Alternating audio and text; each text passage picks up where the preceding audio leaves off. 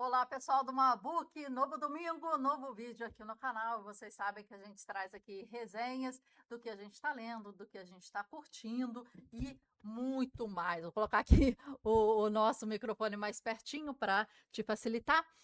E hoje a gente vai ler, a gente está lendo contos curtos, inspirados aí nas suas perguntas de por onde começar, né? Então, contos curtos, diretos, objetivos, ou livros mais assim, é, é, não é que sejam fáceis de entender, mas é que sejam relacionáveis com você, sabe? Aqui a gente falou o conto da ilha desconhecida, a gente já falou de quanta terra tem precisa um homem do Tolstói, né? O conto de um homem ridículo do Dostoiévski, a gente tem pequenos livros como A Morte de Ivan Ilyich, e diversos outros livros que são pequenos, são degustáveis, sabe? Aquele sentimento tipo, cara, vou ler, vai ser uma leitura que eu vou sair pensando, mas vai ser uma leitura papum, né? Acho que é aí que você deve começar. Hoje a gente vai falar aqui, olha, sobre esse livrinho aqui, Borges, Jorge Luis Borges, e ficções, e de um conto específico só, tá? Não são de todos os contos, hoje vai ser um videozinho curto e aqui a gente vai falar sobre o conto que é A Biblioteca, aqui ó para vocês, de Babel. Tá aqui. Deixa eu ver aqui se você consegue ver. Foca, menina! Aê! Página 69, a Biblioteca de Babel. Tá aqui para você, tá?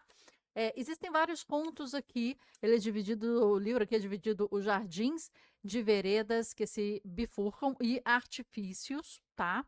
É, escritos em 3 anos de diferença, tá bom? Tá aqui.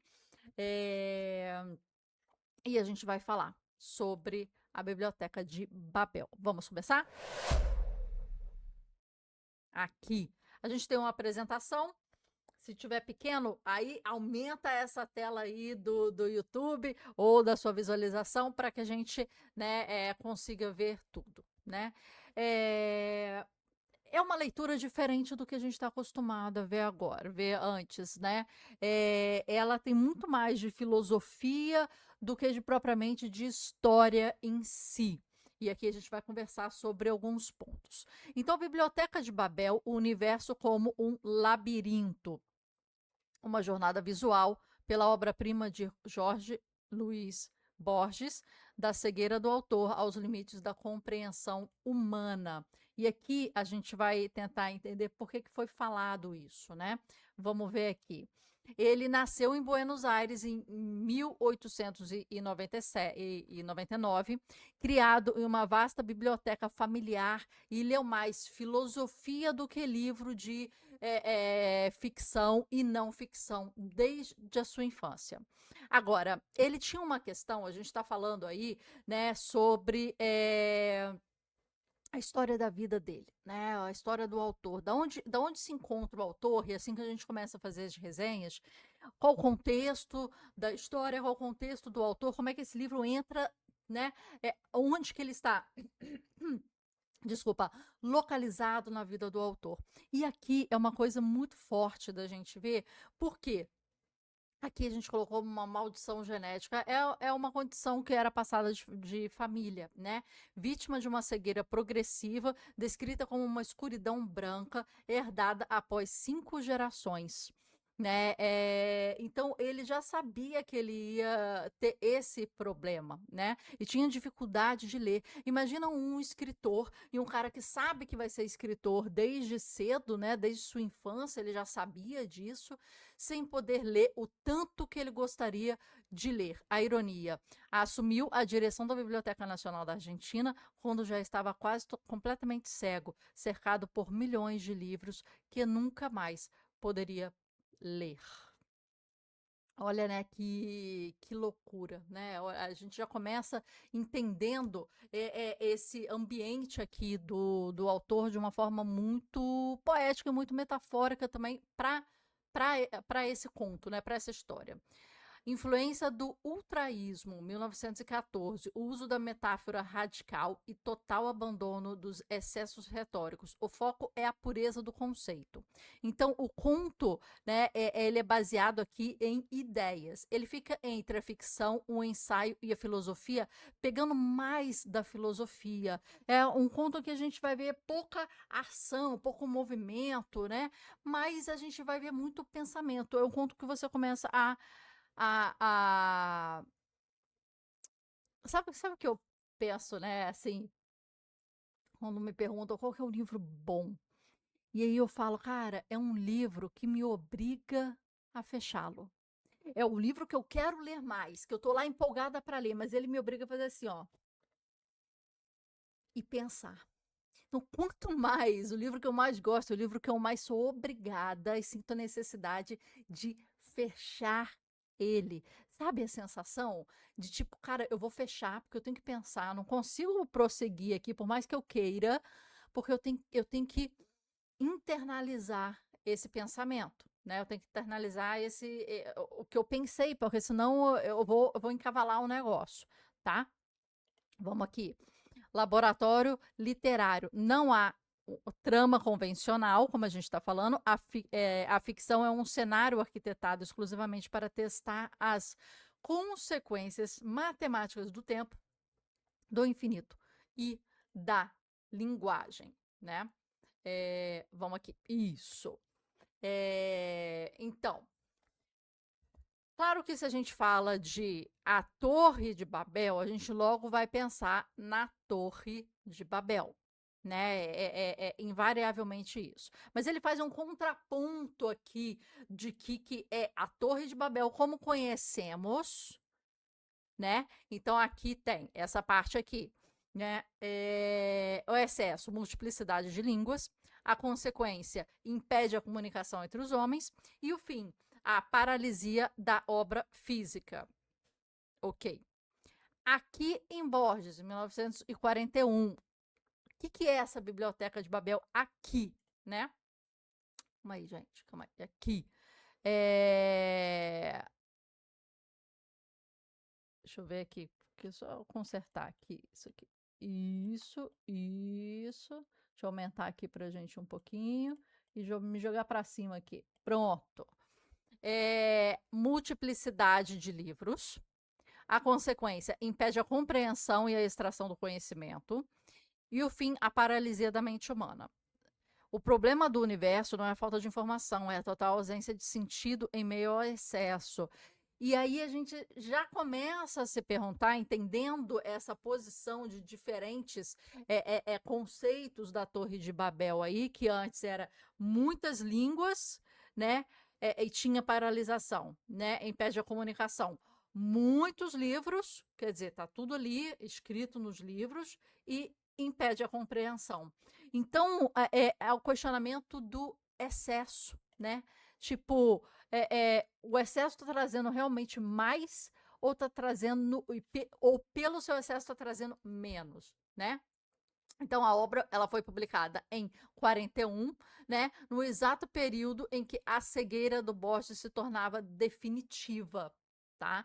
Então a gente pode fazer um paralelo sobre o momento dele, né, naquele período.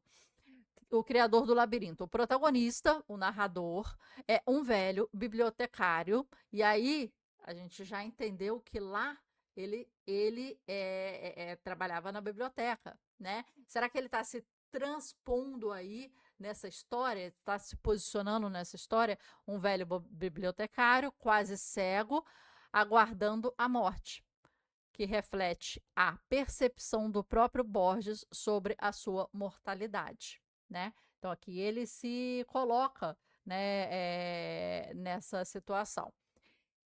E a sequência, o livro é um livro lá que trouxe repetidamente, né? Aqui você pode ver aqui, olha como é que tá legal aqui. MCV, MCV, MCV, MCV, da primeira até a última página não é um erro de impressão, é uma manifestação estatística de um universo onde todas as combinações existem. Então, vamos lá. O que que acontece nessa biblioteca, né? As galerias são hexagonais idênticas, repetidas ao infinito.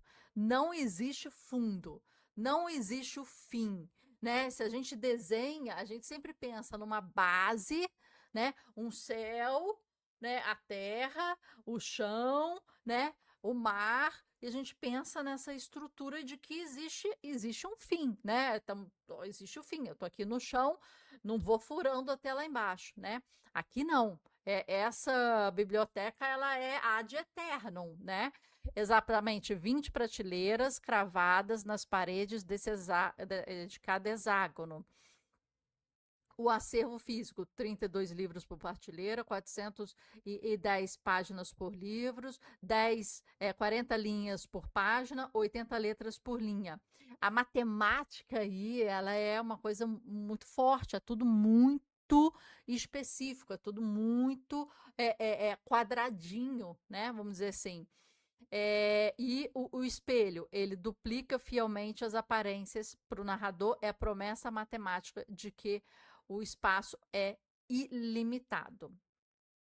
Então, essa é a estrutura física em que é apresentada logo no início, né, do livro, tá? Deixa eu só ajeitar aqui bonitinho. Vamos lá, continuando. O axioma temporal. A biblioteca existe ad eternum, desde sempre e para sempre, e não houve criação. Ela sempre existiu. Cadê o ponto inicial? Não existe. Sempre foi e sempre é. Tá? O axioma estrutural. Né? Existem apenas 25 símbolos ortográficos em todo o universo, letras, vírgulas, pontos e espaços. Então, né, estariam aqui os 5 vezes 5, 25, então teria isso aqui, tá? E nesses livros teriam todas as combinações aleatórias possíveis e imaginárias de tudo que você possa imaginar está registrado nesse livro. A conclusão, a tabela periódica do caos. Se os símbolos são finitos e o espaço-tempo são infinitos, então todas as combinações possíveis já existem. Toda obra-prima já escrita, a história do seu futuro e bilhões de páginas de absoluto ruído fonético. Tudo o que pode ser escrito já está lá. O negócio é o quê? Se tudo que já está feito já está feito, as respostas que você precisa já estão lá. As perguntas que você quer fazer já estão lá. O passado, o presente e o futuro já estão lá, né? É isso. Então vamos entender melhor aqui. Calma aí. Vamos me passar para cá. Pronto. O pico da ilusão. A revelação de que todas as respostas já estavam escritas gerou uma euforia absoluta. O universo parecia justificado. Ok. Então, temos o um entendimento do que é essa Babel, do que tem lá dentro, e existe, uau! Então, já está tudo aqui, basta a gente descobrir. A facção, os vindicadores, milhares tornaram-se peregrinos em busca da vindicação, o livro único que contém a justificativa perfeita e o propósito da vida de cada pessoa. Então, o que seria isso? Na minha opinião, vou repetir aqui, minha opinião seria como se fosse a Bíblia, né?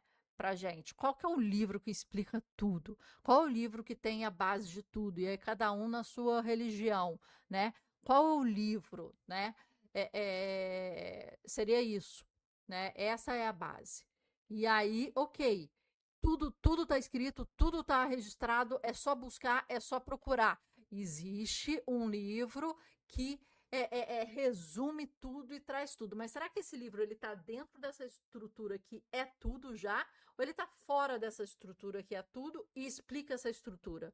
Mas se ele está fora, será que existe um fora ou não? Entende? Entende os questionamentos que estão surgindo aí?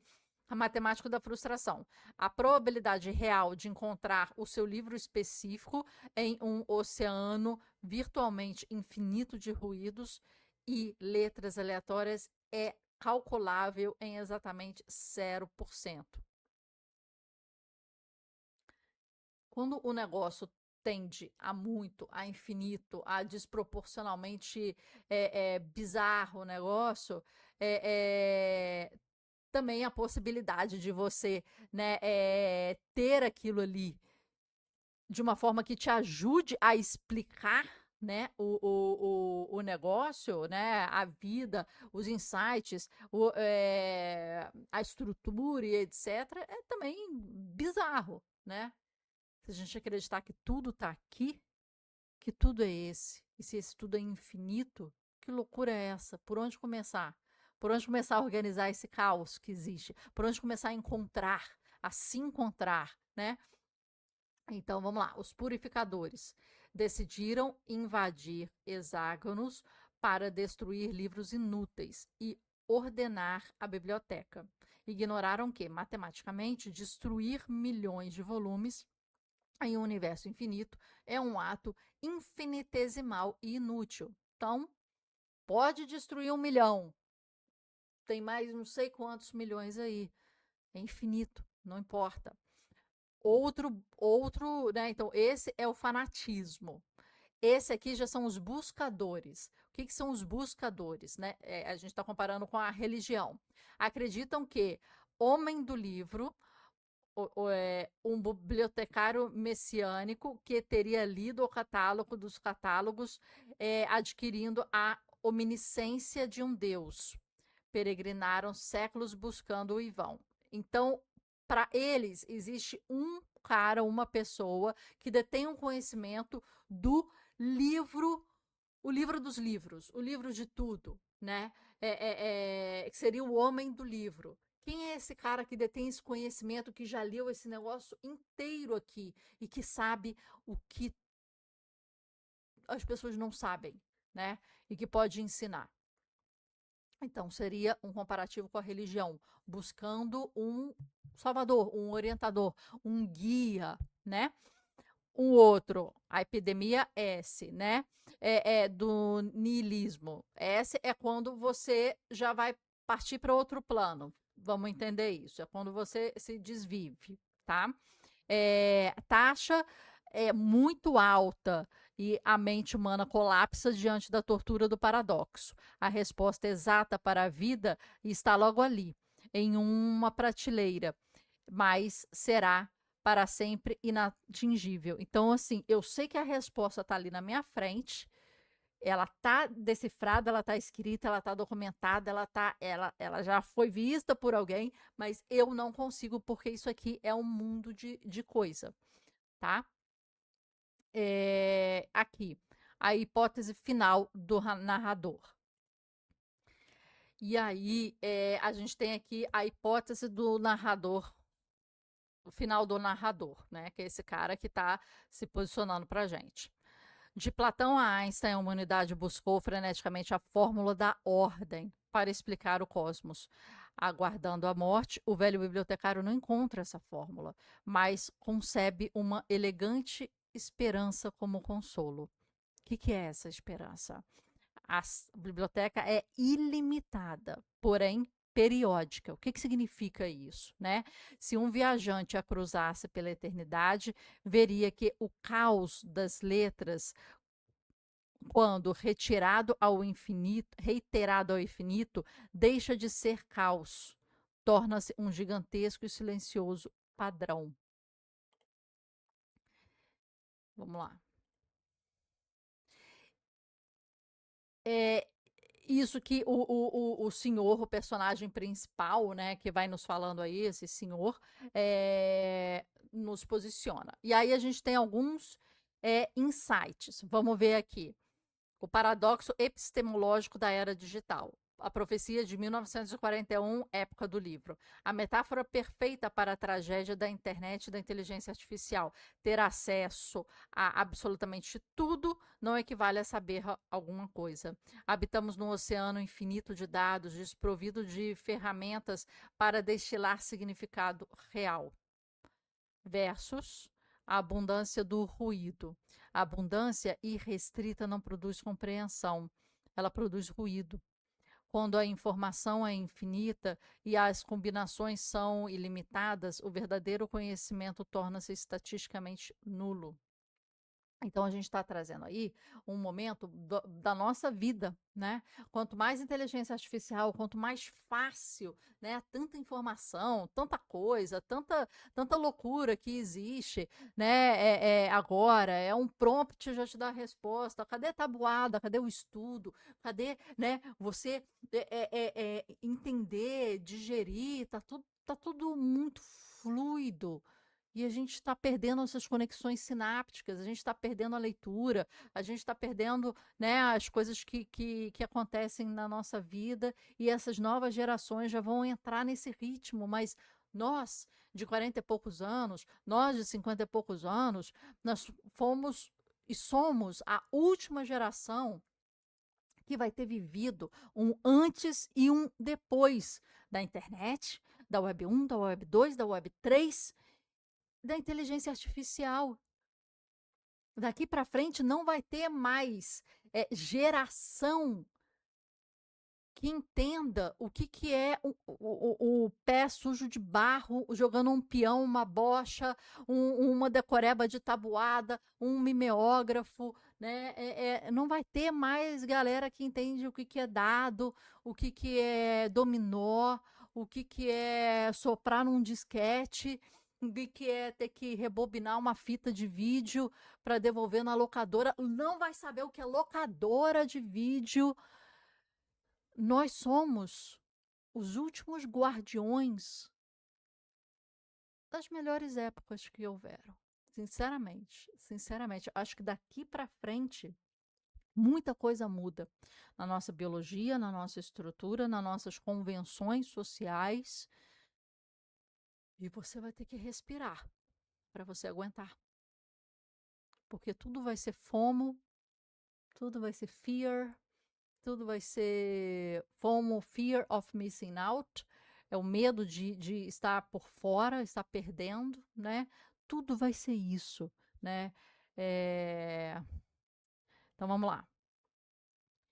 O segundo insight que a gente tem desse textinho, e aqui já coloco para vocês, olha, aqui, olha, foram mais ou menos umas 12 páginas só, né, desse texto aqui.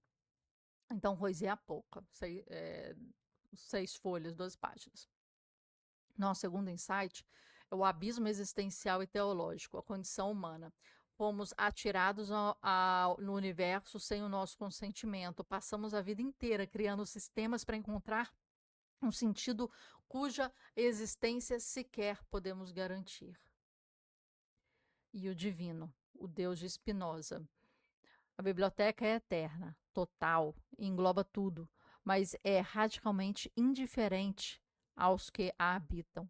O universo de Borges não pune, não orienta, não te salva, ele apenas existe.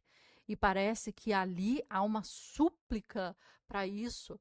Me dê respostas. Você que tem todos os livros, né? Você que tem que abarca tudo que existe, me dê as respostas. Mas que loucura infinita isso, que eu nunca vou conseguir, né? Essa é a loucura infinita, né? Vamos deixar aqui.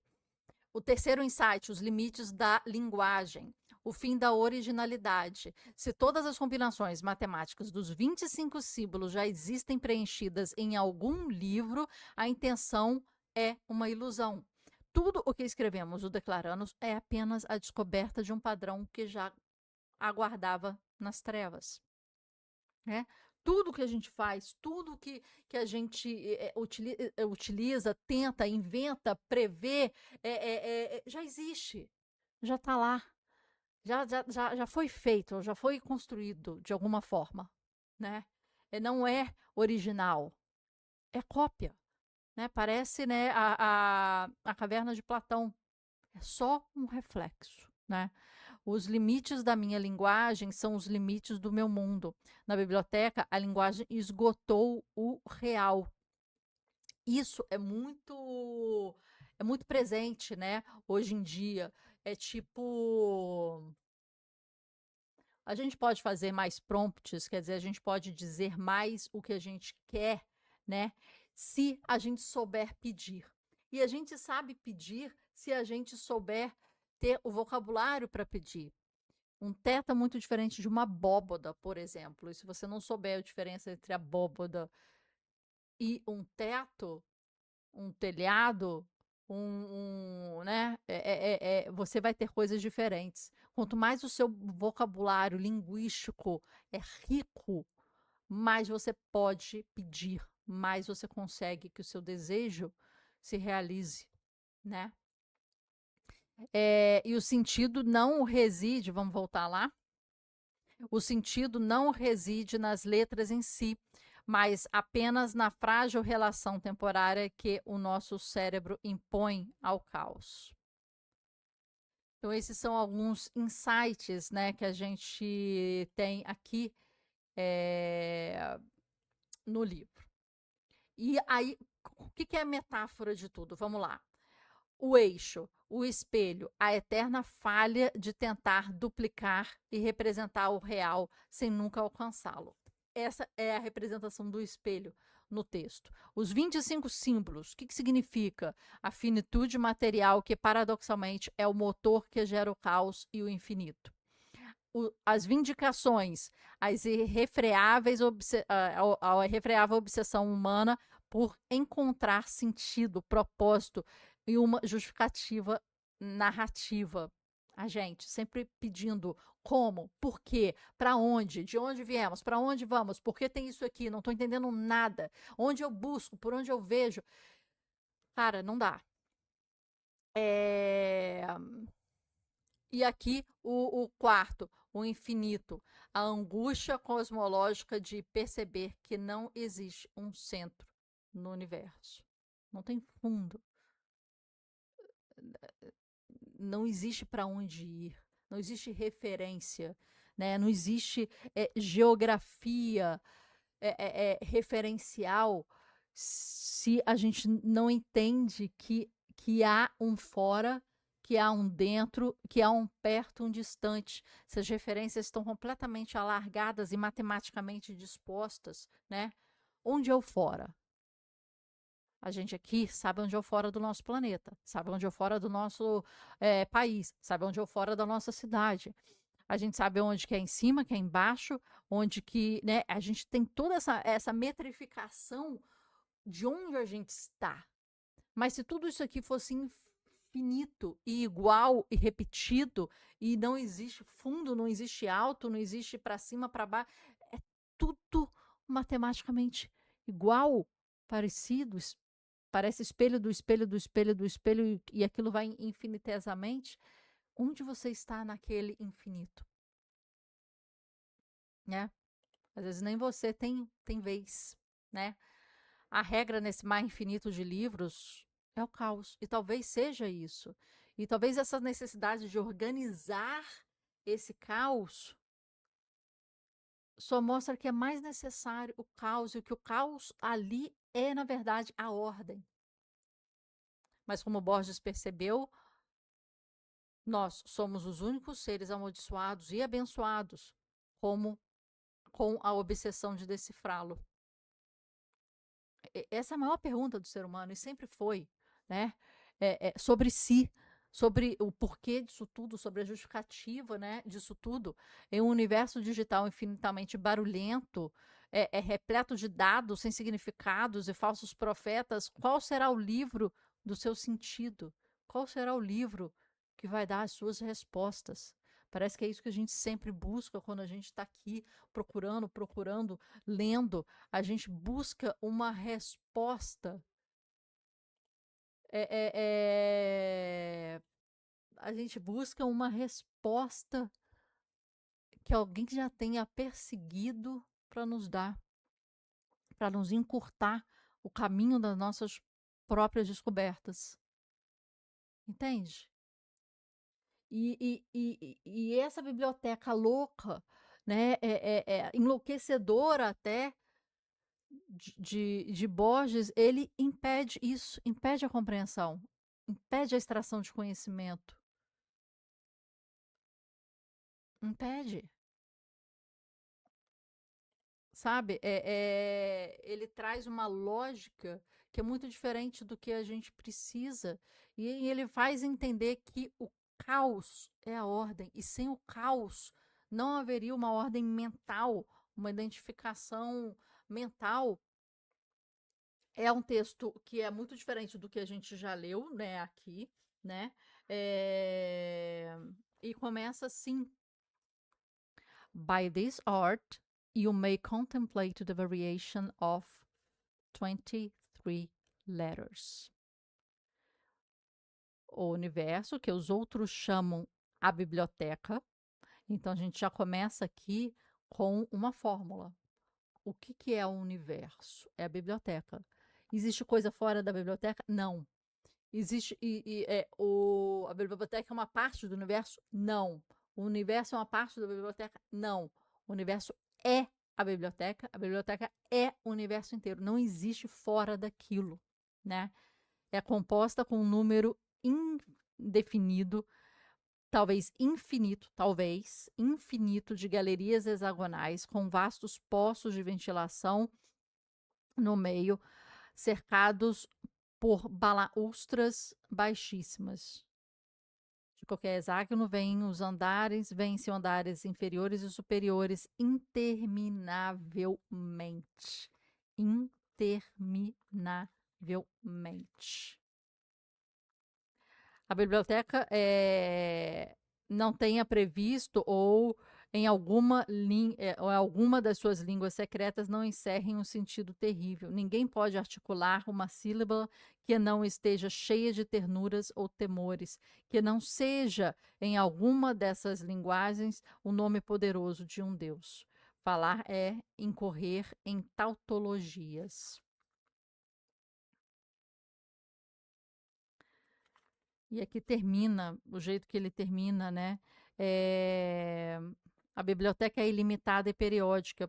Se um viajante eterno a atravessasse em qualquer direção, comprovaria, ao cabo de séculos, que os mesmos volumes se repetem na mesma desordem, que repetida seria uma ordem. A ordem. Minha solidão se alegra com essa elegante esperança. É... Letícia Álvares Toledo observou que a vasta biblioteca é inútil. A rigor, bastaria um único volume, de um formato único, impresso em corpo 9 ou 10, que contasse um único infinito de folhas infinitamente finas. O manuseio desse vade-mecum sedoso não seria cômodo. Cada folha aparente se desdobraria em outras análogas e inconcebível folha central não teria reverso.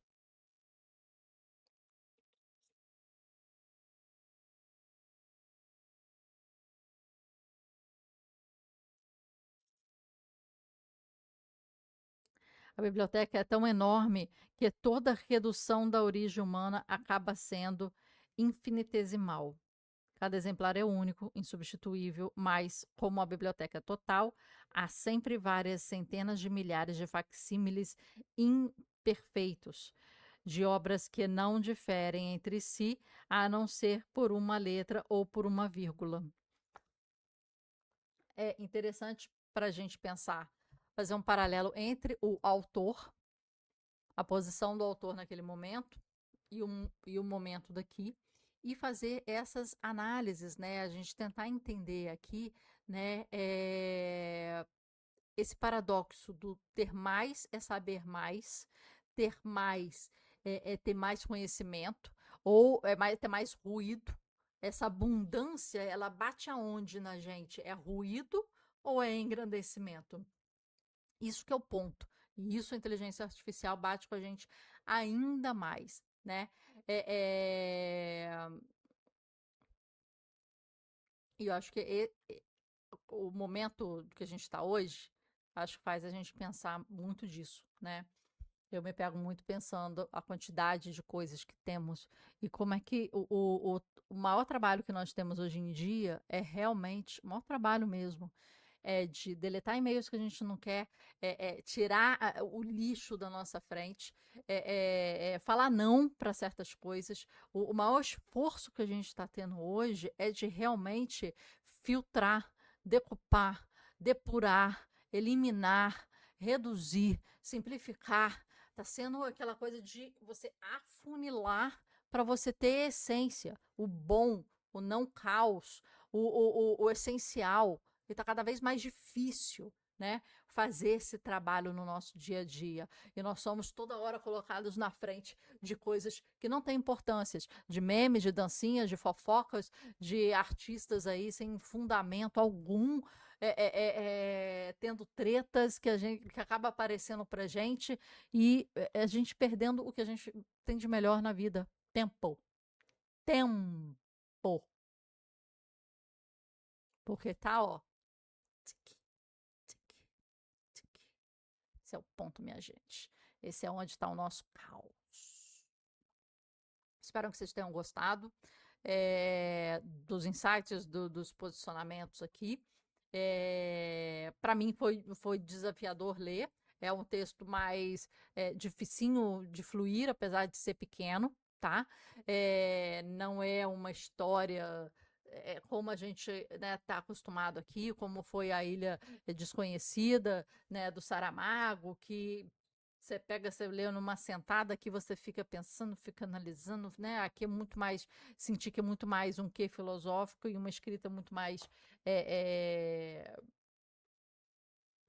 não é difícil, mas assim, desafiadora de você pensar e analisar. Realmente fez fechar o livro para analisar isso e pensar, né, na lógica e estrutura dessa grande biblioteca de Babel.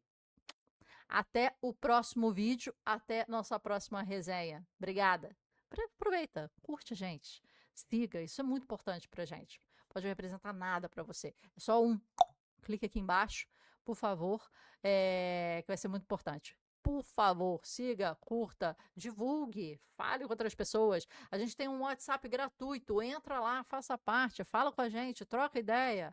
Bora se tornar a sua melhor versão. E se você quiser um passo além, entra para nossa comunidade, que vai fazer diferença na sua vida. Vai ajudar a arrumar um pouquinho esse caos que existe. Confia em mim.